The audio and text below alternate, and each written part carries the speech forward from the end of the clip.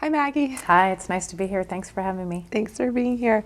I wanted to start right off the bat with the black fire, comparing maps of where the black fire has been burning and comparing maps of the wolf recovery area. It seems like there's some overlap there.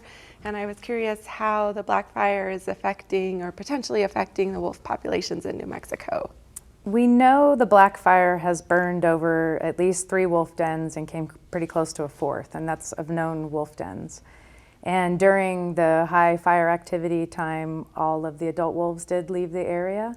But since the fires moved through in the 3 packs that did burn over their dens, they're all back in the den areas, which indicates to us that they're still taking care of puppies. So we're optimistic that while the fire did burn through the areas, that the packs are doing okay. So this is a denning time of year. Can you describe kind of what they're doing, what their activities are? Yeah, generally about April and May, wolf packs will dens. The females will have their pups, and they'll stay in those denning areas through kind of June, maybe into early July, and begin moving the pups around to what we call rendezvous sites. But generally from April through maybe July, midsummer, wolf packs are focused on tending to their dens and raising puppies. And how many puppies do they usually have in a den? Average litter size for Mexican wolves is 4 to 6. Okay. So we're talking about wild wolves and captive wolves. Can you talk about the relationship between those two and kind of why we need both? We effectively have 3 different populations of Mexican wolves right now. One is being established in the wild in Mexico. One has been established in the wild in the U.S., and one is the captive breeding program. And all Mexican wolves were eradicated from the wild by the late 70s, and we relied on the captive breeding program to save the Mexican wolf from extinction.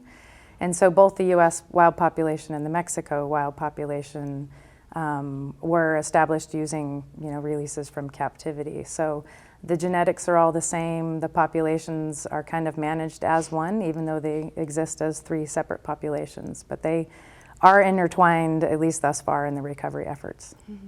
So what kind of numbers are we looking at in the United States and then in Mexico?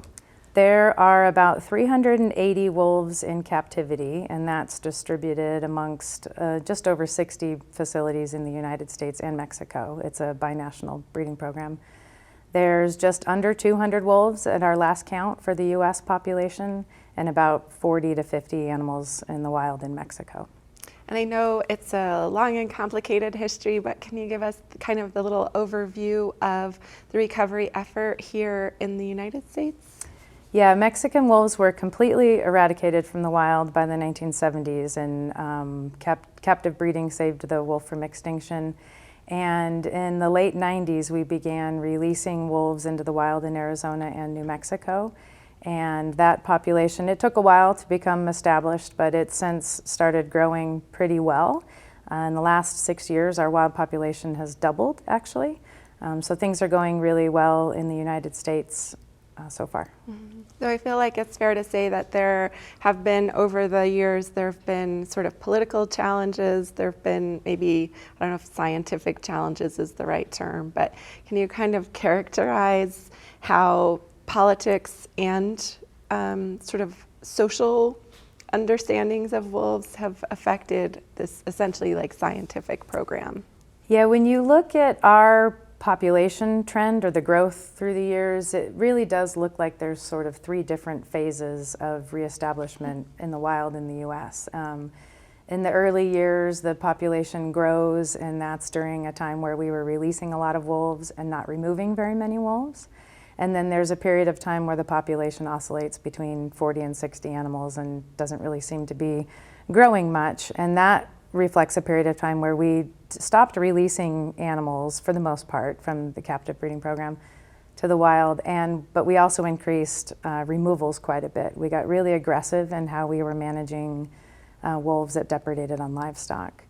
And at the end of that kind of management regime, we shifted to where we we're trying to proactively manage livestock depredations instead of reactively manage them. So we tried to get ahead of them and stop them from happening.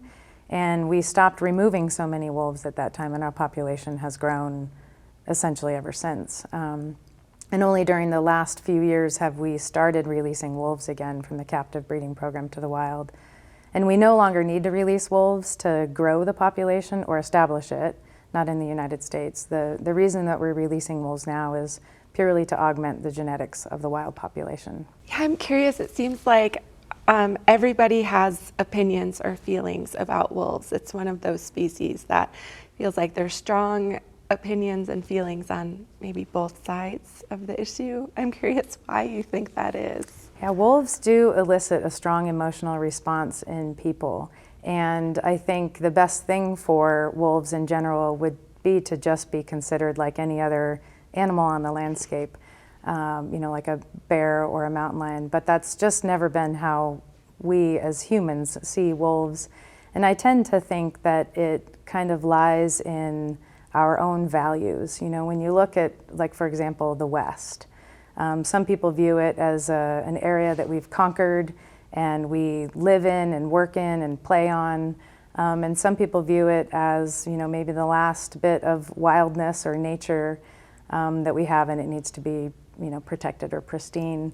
And people put the wolf in the middle of that kind of different set of values. Mm-hmm. And values are tough, right? We're not going to change anyone else's values, nor do I want someone to try to change mine.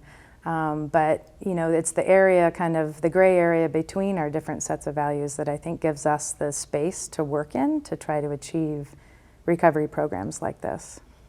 So the Gila National Forest is obviously an incredible place. And I'm curious, what you think. I'm going to start that question over. Sorry. So the Gila National Forest is an incredible place. Wolves are a really special species. I'm curious, do you see a future where their populations don't have to be managed, but they're just a natural part of the landscape again? I do see a time and a place where Mexican wolves won't have to be managed so intensively. Our population is growing really well in the United States, and all indications are that we'll be successful in recovering this species. The biggest challenge we have right now is genetics, and we're doing what we can to try to give wolves the best chance they have in that way. And as the population grows and as it expands, we'll be able to give more management over to the states and over to the stakeholders and things. And the best thing for wolves eventually is for recovery efforts to kind of back off and let the species just be wild. Well, thanks, Maggie, for talking with me today. I appreciate it. Yeah, thank you for having me.